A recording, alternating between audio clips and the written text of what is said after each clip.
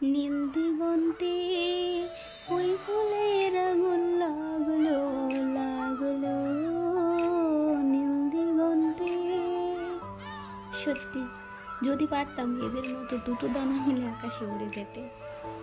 তা বলুন, আপনারা সবাই কেমন আছেন? আই হোপ সবাই অনেকটা ভালো আছেন। অনেকদিন পরে চলে আসলাম। চলুন ট্রেনে যেতে যেতে আপনাদের সাথে কিছু মনের কথা বা আমার কিছু গল্প আপনাদের সাথে শেয়ার করি। আচ্ছা, একটা কথা বলুন তো, মেয়ে হওয়াটা কি ভীষণ অপরাধ? তার উপর আবার গায়ের রঙটা কালো হওয়াটা কি আরও অপরাধ? হয়তো সেদিন সেই মেয়েটাই এই অপরাধটাই করেছিল। যেদিন তার মায়ের কোলে জন্ম নিয়েছিল সেদিন সেইটাই মেয়েই হয়েছিল, প্লাস তার গায়ের রঙটা কালো হয়েছিল। জানি না কি অপরাধ করেছিল মেয়েটা, তাই জন্যই কিন্তু সেই মা তাকে অনেক দূরে সরিয়ে দিয়েছিল, অনেকটা দূরে সরিয়ে দিয়েছিল। যেই ডাক্তারবাবু ডেলিভারি করিয়েছিলেন তিনি যদিও বা একজন মেয়েই ছিলেন, তো তিনি নিঃসন্তান ছিলেন। তার হাতেই কিন্তু সেদিন সেই মেয়েকে তুলে দিয়েছিল। আর সেই মেয়েকে নিয়ে সেই ডাক্তারবাবু দূর দেশে পাড়ি দিয়েছিল। তার কারণ দূর দেশে পাড়ি দিলে সবাই যেন বলে এটা যেন তারই মেয়ে, কেউ যেমন না বলে যে এই মেয়েকে তুমি তো দত্তক নিয়ে এসেছ। তাই জন্য আজ সেই মেয়েটা একটু একটু করে অনেকটা বড় হয়ে গেছে, অনেক বড় হয়ে গেছে, জ্ঞান বুদ্ধি হয়েছে। তাই সমস্ত কিছু কথা তার মা তাকে খুলে বলে, আমি কিন্তু তোমার জন্মদাত্রী মা না, আমি কিন্তু তোমার পালিত মা। তখন মেয়ে বলেছিল, তা আমি ওসব জানি না মা, আমি তো তোমাকেই মা বলে জানি। তুমি যদি ওনাদেরকে সম্মান করতে বলো নিশ্চয়ই সম্মান করব, তার কারণ আমি যে মা তোমার শিক্ষায় শিক্ষিত, তাই আমি তোমাকে যতটা ভালোবাসি ওদেরকেও ততটাই ভালোবাসবো আর ততটাই সম্মান করব। তখন মা বলেছিল, ওরা তোমাকে গ্রামে ডাকছে, তোমাকে দেখতে চেয়েছে, তুমি কি যেতে চাও? আমি বলেছিলাম বেশ যাব, এতদিন শহরে থেকেছি, শহর দেখেছি, তাহলে এবারে দুদিন গ্রাম দেখে আসি।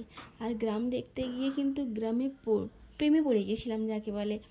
এত ভালো লেগেছিল সেই সবুজ অরণ্য, সবুজ গাছপালা আর তার সাথে সাথে মৃদু হাওয়া।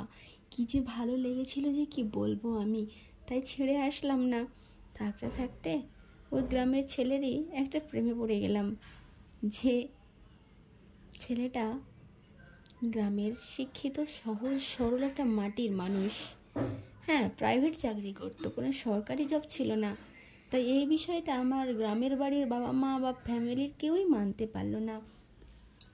হবে না, সরকারি চাকরি করে না, এত গরিব, তার উপর আবার গ্রামের, আমরা সরকারি চাকরি ছাড়া তোমাকে তার সঙ্গে বিয়ে দেব না, এই বলে কিছুতেই মানলো না। মেয়েটা মারধরে খেয়েছিল।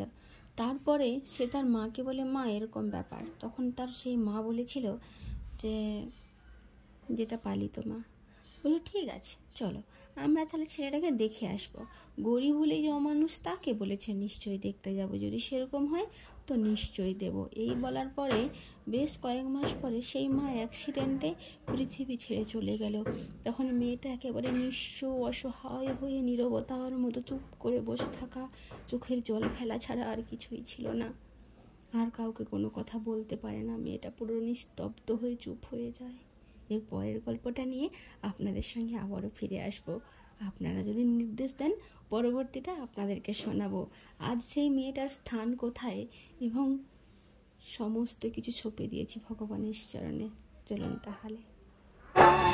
शिवजी के चरणों में सर को झुकाए, करे अपने तन मन को